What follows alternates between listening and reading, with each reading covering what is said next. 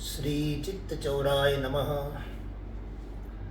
ओम अशेष वाग्दाड्यमलापहंत्री नवम नवम स्पष्ट सुवाक् प्रदायिनी ममेह जिह्वाग्रसुरंग नर्तकी भव प्रसन्ना वदने च मे श्री। सभी को दीपमालिका की इस प्रकाश पर्व की बहुत बहुत शुभकामना। भगवान श्री चित्तचौरलाल जी की कृपा से सभी लोग अपने अपने वैभव के अनुरूप भगवती महालक्ष्मी की प्रसन्नता हेतु इस दीपमालिका पर्व का उत्सव मना रहे हैं। हमने भी विचार किया कि हमारे पास भी अपनी टूटी फूटी वाणी का जो वैभव है, उस वाणी वैभव के माध्यम से मैं भी इस पर्व की कुछ उपासना करूं। इसलिए प्रसंगवश एक कहानी के माध्यम से एक भाव आप सबके सामने प्रस्तुत करने का प्रयास कर रहा हूं। मुझे ऐसा विश्वास है कि ये भाव आपके जीवन को प्रभावित करके इस उत्सव में आपके उत्साह को और अधिक उल्लास युक्त करने वाला है। बंधुओं, एक कहानी सुनिए। हर बार की तरह इस बार भी एक व्यापारी ने अपने व्यापार प्रतिष्ठान में दीपमालिका पूजन किया। भगवती महालक्ष्मी को प्रसन्न करने के लिए विधिवत महालक्ष्मी जी का पूजन किया। पूजन पूरी होने के बाद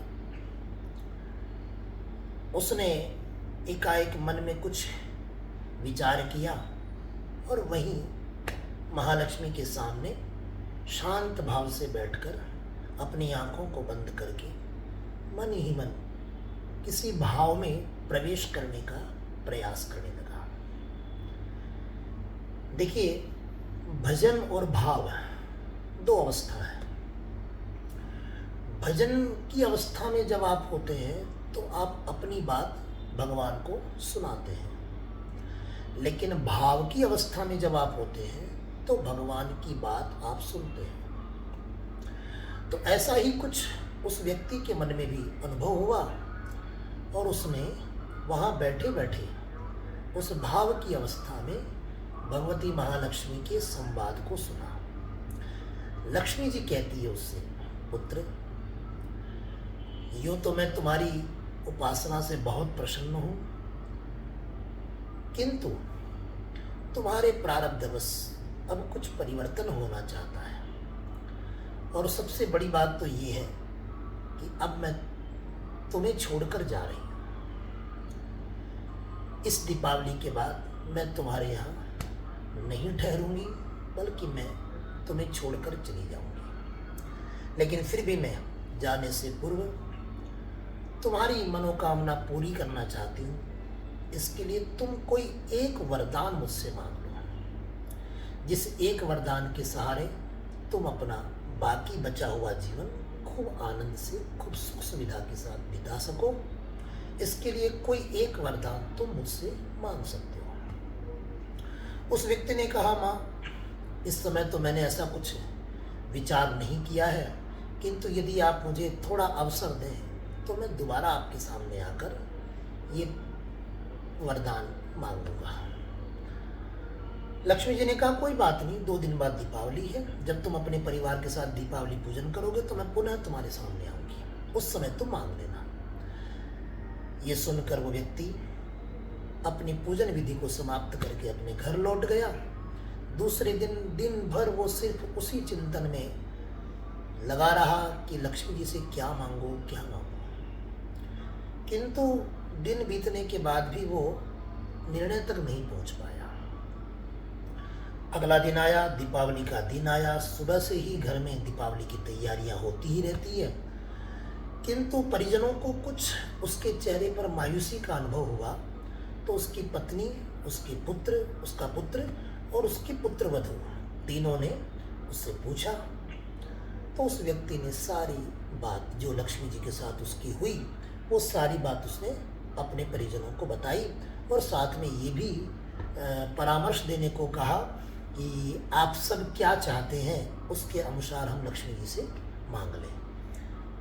तो सबसे पहले उसकी पत्नी ने अपना मन बताया, कहा मेरी इच्छा ये है कि पुत्र के विवाह को इतने वर्ष हो गए, लेकिन अभी तक पुत्र वधू की गर्भ से किसी संतान का जन्म नहीं हुआ।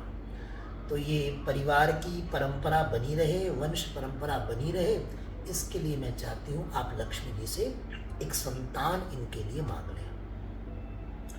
फिर बात आई पुत्र पर। पुत्र ने कहा, पिताजी यदि पास में धन ना हो तो हम परिवार को भी सुखी कैसे रख पाएंगे, इसलिए मैं तो ये कहता हूँ, पता नहीं आने वाला समय कैसा विकट होगा, इसलिए आप एक साथ ही लक्ष्मी जी से इतना सारा धन मांग लो कि हम पूरा जीवन सुख सुविधाओं में व्यतीत करें, हमें किसी बात की कोई कमी ना लगे। अब बारी आई पुत्र वधू की।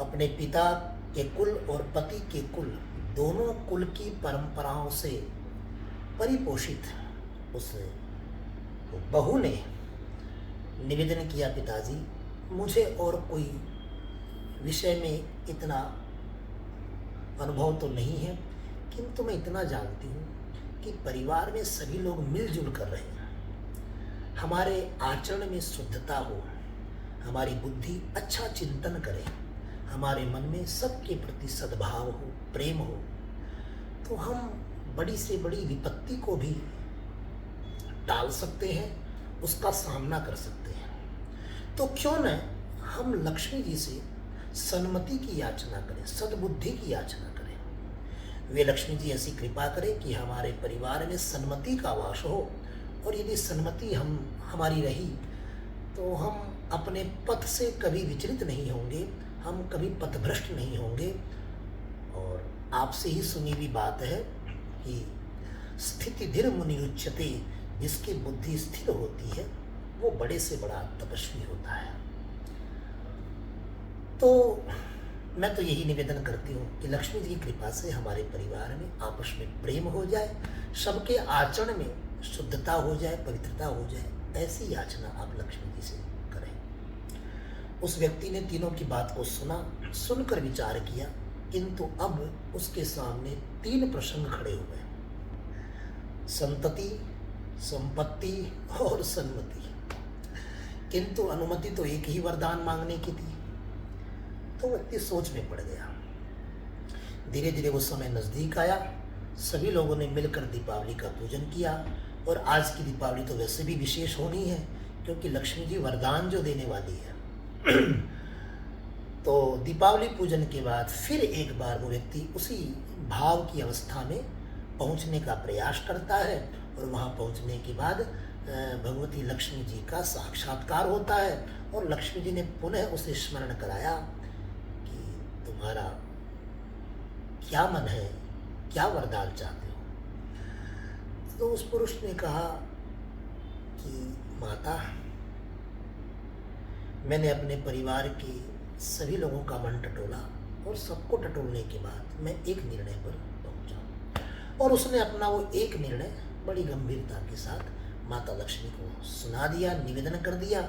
उसे सुनकर माता लक्ष्मी अत्यंत आह्लादित हुई, और उन्होंने कहा, पुत्र लगता है तुम ऐसी योजना बनाकर आए हो कि तुम मुझे ही अपने पास रखना चाहते हो। तुम्हारे इस वरदान को सुनकर, तुम्हारे इस वचन को सुनकर तो मैंने ये निर्णय लिया है कि अब मैं तुम्हारे घर को, तुम्हारे परिवार को छोड़कर कभी जा ही नहीं सकती। विचार कीजिए, उस व्यक्ति ने ऐसा क्या मांगा होगा लक्ष्मी जी से। पूज्यपाद गोस्वामी जी लिखते हैं, जहाँ सुमति तह संपत्ति नाना, जहाँ कुमति तह विपत्ति निदाना। देखिए, जहाँ पर सुमति होती है अर्थात जहाँ सन्मति होती है, जहाँ बुद्धि में, आचरण में सदाचार होता है, वहाँ स्वतः संपत्ति चली जाती है। संपत्ति को बुलाना नहीं पड़ता है, अपने आप संपत्ति चली जाती है। और जहाँ पर कुमति का प्रभाव होता है, वहाँ पर संपत्ति भी एक दिन विपत्ति का रूप ले लेती है। वहाँ अनेक प्रकार के उपद्रव होते रहते हैं।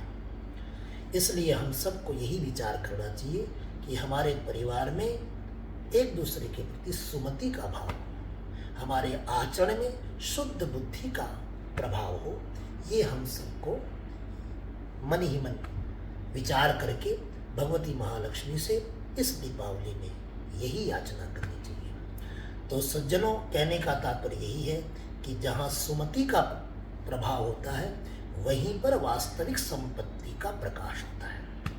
इसलिए इस दीपावली हम सब मिलकर भगवती महालक्ष्मी से अपने लिए सुमति का वरदान मांगे। सुमति के प्रभाव से सभी संपत्तियों का साम्राज्य हमारे घर में होता है, इसलिए सभी लोग सुमति की याचना करें। तो आप सबको सुमति देने वाली ये दीपावली की बहुत बहुत शुभकामना। भगवान चित्तचोर लाल जी आप सबका मंगल करें। इसी सद्भाव के साथ हरि शरणम हरि शरणम हरि शरणम। श्री चित्तचोर लाल भगवान की जय।